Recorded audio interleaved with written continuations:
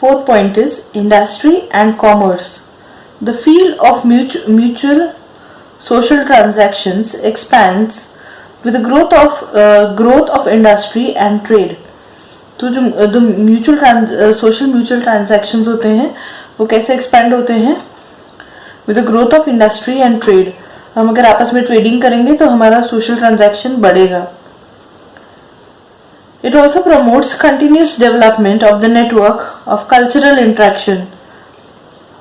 तो अगर हमारा सोशल इंटरेक्शन होगा तो धीरे धीरे कल्चरल इंटरेक्शन भी होगा. मतलब हम अपने अपने कल्चर के बारे में भी बात करेंगे जब हमारी लोगों से बात होगी. It is an integral part of the industrial and commercial management. तो ये इंडस्ट्रियल और कमर्शियल मैनेजमेंट का एक बहुत इंपॉर्टेंट पार्ट है. It is essential to understand the history of these processes. तो अब ये जो प्रोसेस होता है जिसके थ्रू लोगों ने आपस में ट्रेड शुरू की, फिर उनके सोशल इंटरेक्शन हुए, फिर आपस में कल्चरल इंटरेक्शंस हुए, ये सब चीज़ों का हिस्ट्री भी जानना एक बहुत इंपॉर्टेंट पार्ट है. The nature of the market and commerce has continued to change. तो मार्केट और कॉमर्स जो है, मतलब जो जिस तरीके से बिजनेस चलता है वो उसमें तो बहुत सारे चेंजेस आए हैं हिस्ट्री से लेके अभी तक. Accordingly, the nature of human relationships and the social organization also has continued to change. तो हमारे जो आपस में रिलेशनशिप्स हैं और जो सोशल ऑर्गेनाइजेशंस हैं, मतलब जिस तरीके से हम लोगों के साथ रहते हैं, जिस तरीके से हम लोगों के साथ बिहेव करते हैं, उनमें भी बहुत सारे चेंजेस आए हैं. To understand this development, it is necessary to study the history of culture, social organizations and economic institutions. तो ये सब चीज़ों के बारे में जानने के लिए हमको कल्चरल, सोशल और इकोनॉमिक इंस्टीट्यूशंस की हिस्ट्री पढ़ना बहुत ज़रूरी है. Fifth point is management studies. In order to understand the various facts involved in the chain of production, such as means of production, human resources and processes of production, as well as the chain of market and sales management, etc., it is essential to have a knowledge of similar functional systems of the past. तो हमको अगर किसी भी business के बारे में study करनी है कि कोई चीज़ कैसे प्रोड्यूस होती है, फिर उसमें कौन कौन लोग क्या क्या काम करते हैं, फिर उसका आगे पैकेजिंग वगैरह कैसा होता है, क्या क्या प्रोसेस होता है, उसको कैसे मार्केट में ले जाके बेचते हैं, ये सब चीज़ों के बारे में मतलब अगर हमें भी कोई नया बिजनेस स्टार्ट करना है तो हमने पास्ट में अगर किसी ने कुछ किया है उसको हम देखेंगे, उनके बारे में हम पढ़ेंगे तो हमको भी आइडिया आएगा, बहुत कुछ सीखने मिलेगा. तो हमारे लिए हर चीज़ एकदम अननोन नहीं रहेगी, हमको कुछ आइडिया रहेगा कि कैसे करना है. It is essential to understand the psychological character of people working at various levels in the chain of production and marketing for a healthy management. तो हमको कोई भी चीज़ अगर बेचनी है तो हमको लोगों की साइकोलॉजी समझना बहुत इंपॉर्टेंट है कि उनको किस चीज़ की ज़रूरत है, किस चीज़ की नहीं है, हम किस चीज़ को किस तरीके से लोगों के आगे पेश करेंगे तो वो इजीली बिक जाएगी. ये सब चीज़ें समझना बहुत ज़रूरी है. In order to achieve it, understanding of the social and economical institutions that support the industrial and commercial processes is important.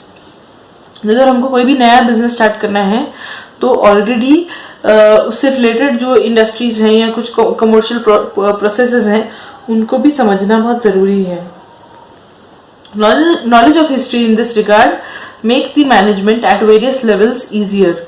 तो अगर हमको हिस्ट्री का ऑलरेडी नॉलेज होगा मैनेजमेंट से रिलेटेड तो हमको अपने कामों में बहुत हेल्प मिलेगी अभी हम जो भी करना चाहते हैं उसमें. The sixth point is arts. It is important to understand the development of various art forms with the help of their style of expression and their foundation in the form of intellectual, emotional, cultural traditions. तो हमको जो भी अलग अलग तरह के art forms है, usually ऐसा बोला जाता है कि आर्ट के थ्रू हम अपने फीलिंग्स, हम हमारे जो भी इमोशंस होते हैं उनको हम एक्सप्रेस करते हैं कुछ इंटेलिजेंट तरीकों से. तो उनके बारे में भी पढ़ना और सीखना बहुत इम्पोर्टेंट है. तभी हमको पता चलेगा. जो लोग को आर्ट में इंटरेस्ट है वो लोग अगर स्टडी करेंगे हिस्ट्री में आर्ट के बारे में तो उनको पता चलेगा कि लोगों ने कौन सी चीज़ों को कैसे एक्सप्रेस किया है. The key to expression in any art form emotional temperament of the artist, and the developmental history of the respective art form can be understood with the help of cultural history. तो उस art form में अगर कुछ changes आए हैं तो वो, और अदरवाइज आर्टिस्ट उस आर्ट के थ्रू अपने क्या इमोशंस डिपिक्ट करना चाहता है, ये सब चीज़ें हमको अगर हम आर्ट की हिस्ट्री पढ़ेंगे तो हमको पता चलेगा. The seventh point is humanities. Humanities include disciplines like history, archaeology, sociology, anthropology, political science, economics, etc. तो ह्यूमैनिटीज़ में कौन कौन सी चीज़ें आती हैं?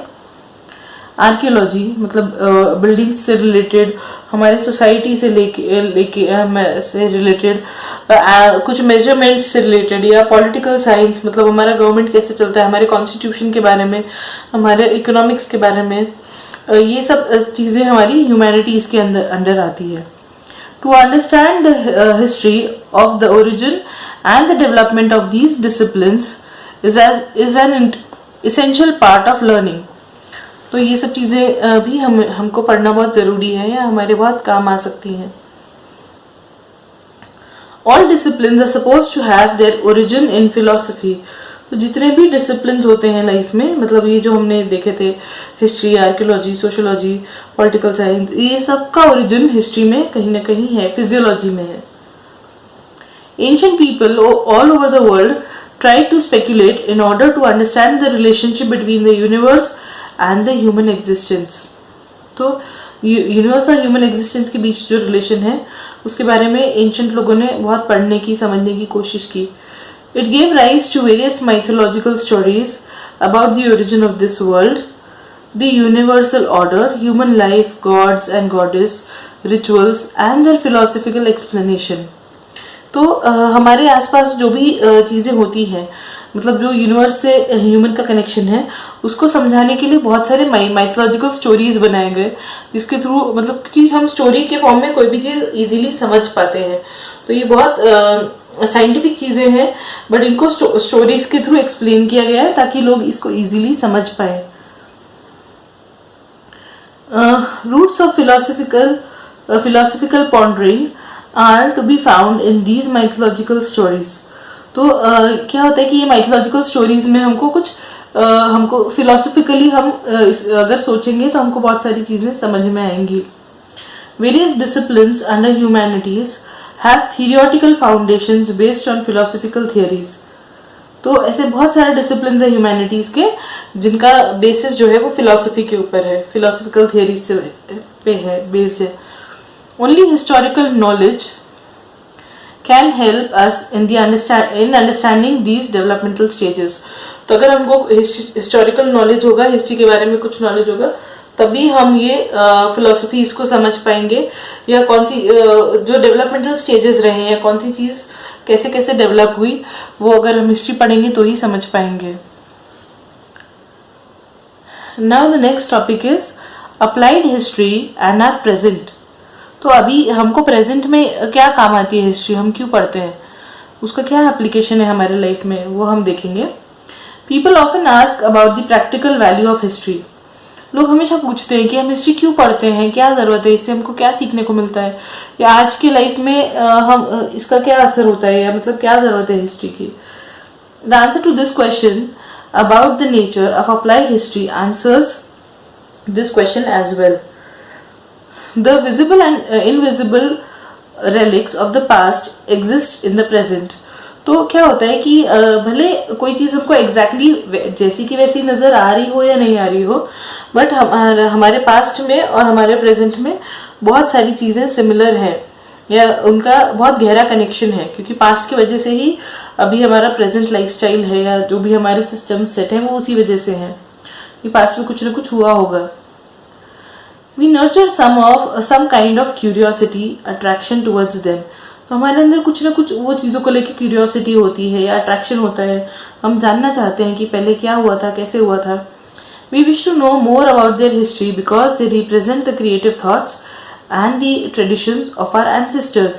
क्योंकि ये सारी चीज़ें हमारे ancestors से रिलेटेड है, हमको क्यूरियोसिटी होती है उस बारे में जानने के लिए कि हमारे ट्रेडिशंस में या हमारे कल्चर में क्या क्या चीज़ें थी, हमारे एंसेस्टर्स कैसे रहते थे, क्या करते थे.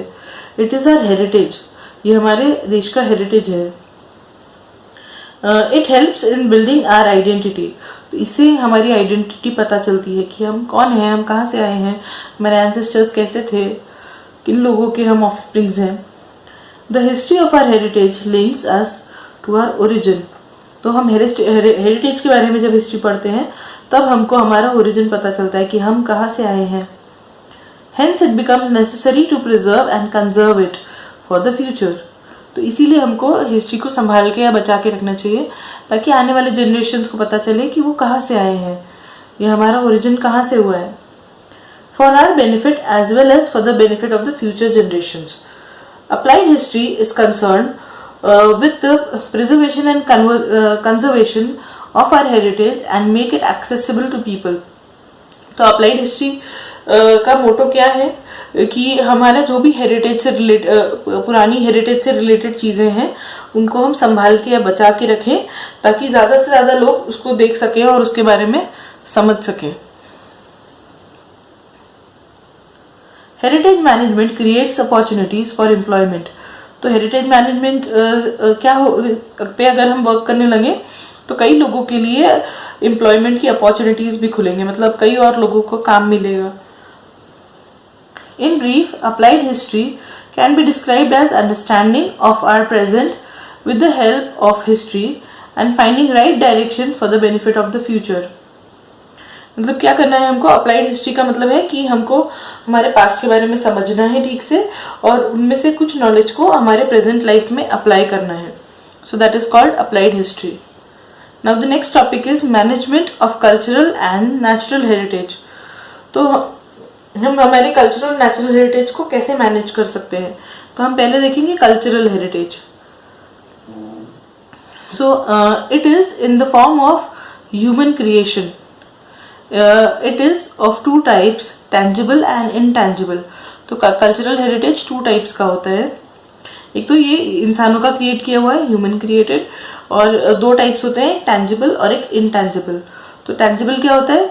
This type of cultural heritage includes ancient sites, buildings, artefacts, manuscripts, sculptures and paintings.